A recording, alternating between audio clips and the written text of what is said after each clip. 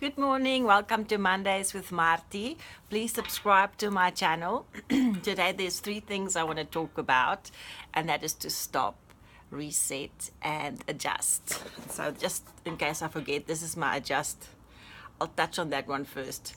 I heard this one from Joyce Meyer once, and I thought, well, this is a profound thing.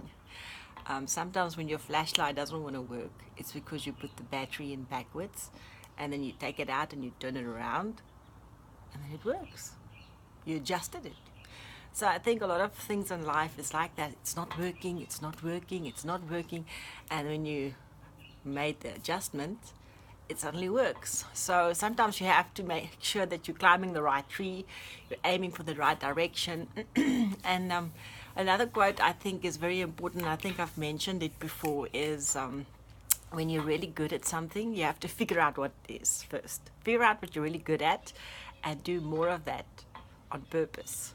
And I think sometimes that's the thing of figure out what you're good at and do more of that on purpose.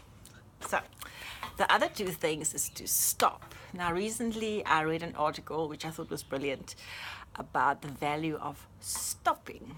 Now for 2 weeks we had a holiday, and as you know, we're in Easter weekend now, and there is value in stopping because like this article stated, it gives you time to be creative. Because if you're busy, you're filling the space with so much stuff that you don't know what's going on. I have an example which is funny. I used to work in a psychiatric ward. I'm a nurse, right? So we did our training at the psychiatric ward. And this one lady was really hard to get addressed because she would bite you.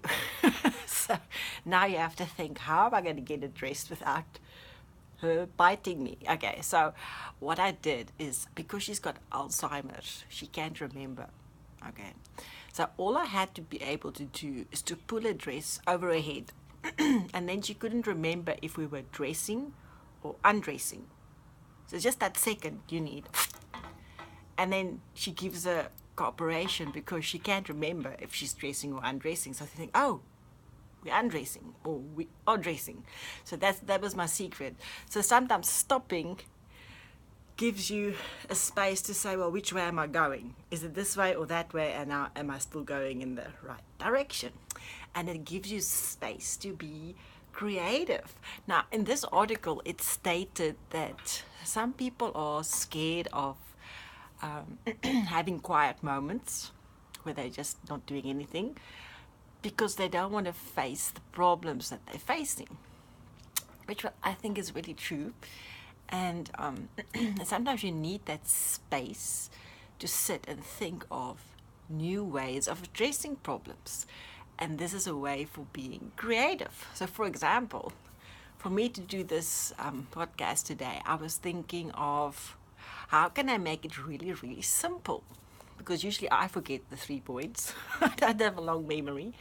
And it took me a while to get to it to say, well, I'm going to summarize it in stop, reset, and adjust.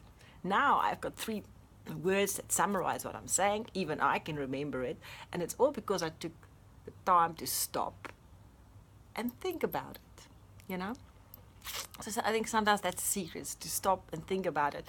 And especially if you're a creative person, you need to know that you need the time to stop and think and then run ahead again, full steam. And the other thing is to reset your button. So I think of it as my cell phone that gets so slow and sometimes doesn't want to cooperate and then just freezes. And when I press the reset button and restart it, somehow everything works again. Like my daughter's Kindle did the same thing. The pages wouldn't page and things wouldn't work, and then she had to reset the button long enough, not just stop, but long enough reset before it would start working again.